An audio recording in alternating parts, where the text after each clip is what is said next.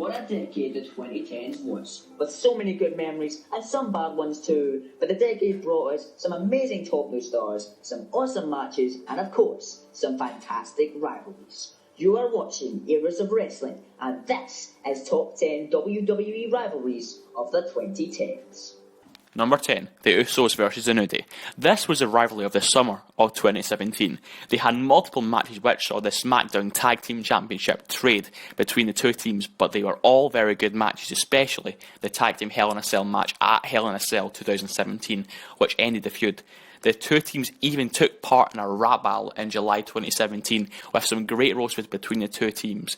This rivalry is iconic and underrated to this day. Number 9. Kevin Owens versus Chris Jericho. The most entertaining part of Raw during 2016 saw the partnership between Kevin Owens and Chris Jericho. What started as two men that didn't like each other just to take out common enemies and Enzo and Cass turned into a very strong friendship between the two. And it was very entertaining. This partnership even gave us the list of Jericho. It was gold. But this is meant to be best rivalries, not best friendships. Well, at the Festival of Friendship with Owens and Jericho, that saw Jericho giving Owens multiple gifts, but Owens only gave Jericho one gift, and that was a new list.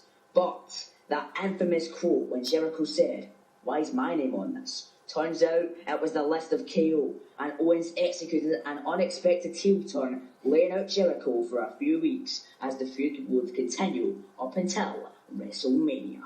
Number 8. The Shield versus Evolution.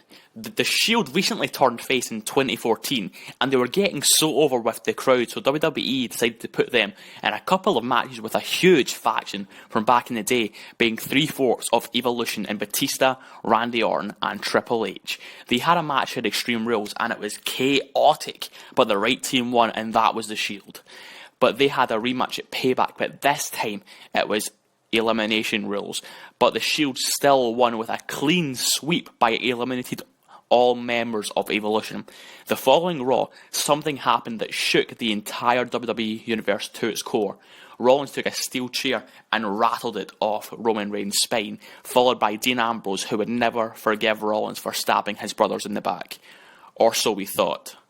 Number 7. Triple H versus The Undertaker. This rivalry started in 2011, right before WrestleMania 27, as the match was set in a no-holds-barred match and the show of shows between two of the all-time greats, with the game's intention to defeat the Dead Man's undefeated WrestleMania streak. It was a hell of a match, with Sir Undertaker keeping his streak alive.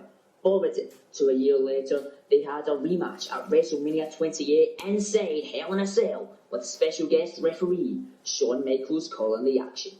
Undertaker would win again, with the match having multiple epic moments taking place. This match was called the end of an era match, and is the last time we'd ever see this happen again. Oh wait. Number 6. Kevin Owens versus Shane McMahon in the autumn of 2017.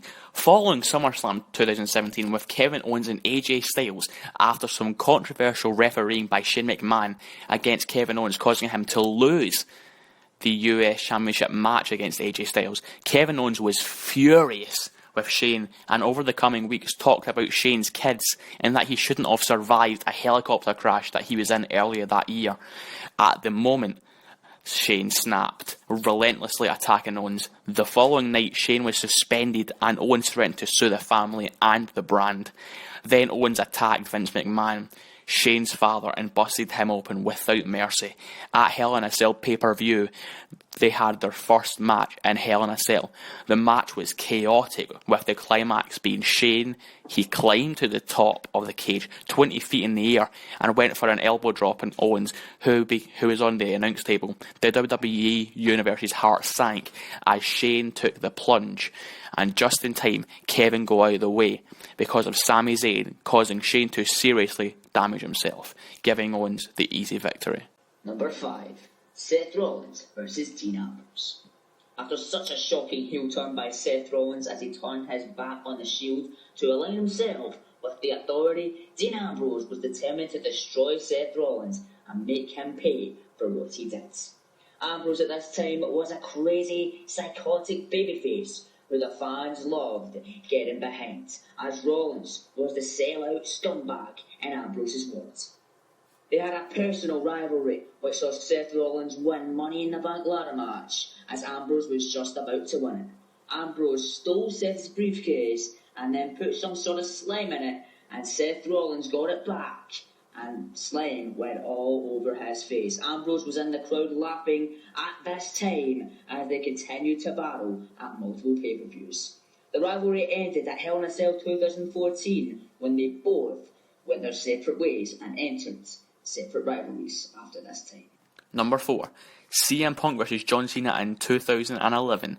John Cena and CM Punk are polar opposites. Cena is the babyface, positive and a company guy against Punk, who is like an anti-hero who speaks his mind and doesn't care what people think of him.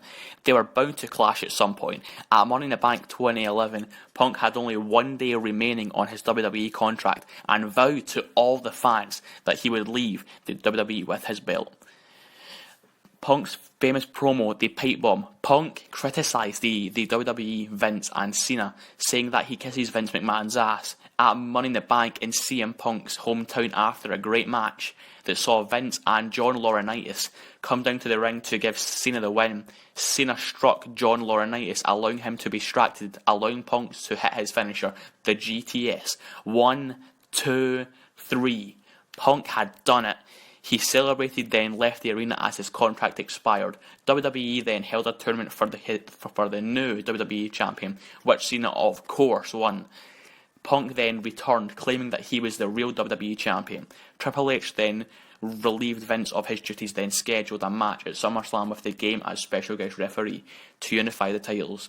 After another great match, Punk claimed victory and became the unified WWE champion, ending the rivalry. Number 3. Kevin Owens versus Sami Zayn. Wow, well this was perfection. Kevin Owens made his debut at NXT, debuting on the NXT TakeOver R Evolution in December 2014. On that same night, his best friend Sami Zayn won the NXT Championship in the main event against Adrian Neville. After Sami Zayn picked up the big underdog win, Owens came out to celebrate with his friend, only to turn his back on him, sending the Full Sail crowd home shocked as Owens delivered a vicious power bomb on the ring apron. And by the way, I don't know if you guys know this, but that's the hardest part of the ring. Owens and Zayn were scheduled to have a match for the NXT Championship. In the match, Owens kept powerbombing Zayn over and over, so the referee had to stop the match, resulting in Kevin Owens taking the championship.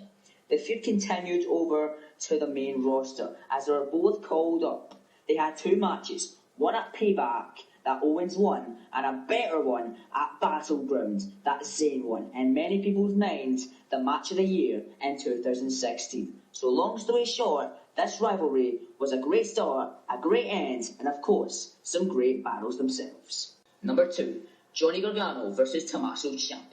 Not only one of the best rivalries of the 2010s, but one of the best rivalries of all time, saw Gargano versus Ciampa. At NXT TakeOver Chicago in 2017, the main event saw DIY versus the AOP for the NXT Tag Team Championships in a ladder match. It was a great match, which saw the AOP picking up the win. After the match was such a moment as DIY was standing at the top of the ramp as a standing ovation from the Chicago crowds. But then, Ciampa proceeded to grab Gargano's head and drive it right in to the LED staging and proceeded to beat him up further. But this was unfortunate times for Tommaso Ciampa as he was injured during the match, which meant the rivalry couldn't continue. But at the start of 2018, Johnny Gargano battled the NXT champion Andrade Cien Almas for the NXT Championship in an absolutely incredible match at NXT TakeOver Philadelphia. Almas won, retaining his championship as Gargano was ready to leave the arena. But Ciampa attacked him from behind, making his return and breaking Gargano's back with a crutch in the process. Then we got 3 epic matches in the year of 2018 between the two. One of them being a no disqualification match at NXT TakeOver New Orleans, which Gargano won, which in Heroes of Wrestling's opinion is the best NXT TakeOver match of all time to this day. Another match was a street fight at NXT TakeOver Chicago 2, in which Ciampa won it. And finally, they had a last man standing match at NXT TakeOver Brooklyn, with Ciampa picking up the win and retaining his NXT Championship. This rivalry just ended a couple of weeks ago, which saw Gargano win their last match. And for Eras of Wrestling's number one pick, we have Daniel Bryan versus The Authority in 2014. Daniel Bryan had been rejected and released twice. Bryan came back and waged a personal vendetta with The Authority. He had a comedic tag team run with Kane and even became the WWE Tag Team Championships at one point, but the friendship faded in spring 2013. Cena handpicked to face Bryan at SummerSlam 2013. Bryan then proceeded to defeat Cena after 27 minutes of brutal combat, which finished with a running knee to give Bryan the victory. After the match, Triple H then pedigreed Bryan, allowing the Money in the Bank holder Randy Orton to clean up and win the gold from Bryan. Bryan then had a trifecta of matches with Orton in 3 concurrent pay-per-views, one after the other, with Bryan winning the first. In the second, Big Show hit the WMD, the knockout punch, on both Orton and Bryan. In the third, after the sweet chin music to Daniel Bryan from Shawn Michaels, Orton picked up the easy win. In the Raw after the Royal Rumble, Bryan got together tens on tens of supporters and fans in the ring and done the yes chant, refusing to leave until Bryan got what he wanted, a match with Triple H at WrestleMania. Triple H then reluctantly accepted. Bryan also made it that if he beat Triple H, then he would be put into the main event later in the night, which was Randy Orton versus Batista. At WrestleMania 30, Daniel Bryan versus Triple H. Bryan defeated Triple H with the running knee after a grueling match with the King of Kings. After the match, Triple H viciously injured Bryan's arm further to further lower his chances in the main event. When the main event actually came around, everything looked grim for Daniel Bryan. Bryan overcame the interference by the Authority and came back from an RKO and Batista Bomb combo through the announce table. After Batista powerslammed Orton, Bryan seized his chance and hit Batista with the running knee and locked him in the yes lock, making the Royal Rumble winner tap out. The crowd went ecstatic. Bryan achieved the impossible, winning his third WWE Championship and stealing our hearts with this incredible performance. So guys, that is our top 10 best rivalries of the 2010 decade. Do you agree with us or did we miss any? Let us know in the comments section below. I've been Cameron. And I've been Callum. And this was Ears of Wrestling. Make sure to like, subscribe, or do whatever the heck you want, and we'll catch you guys in the next one.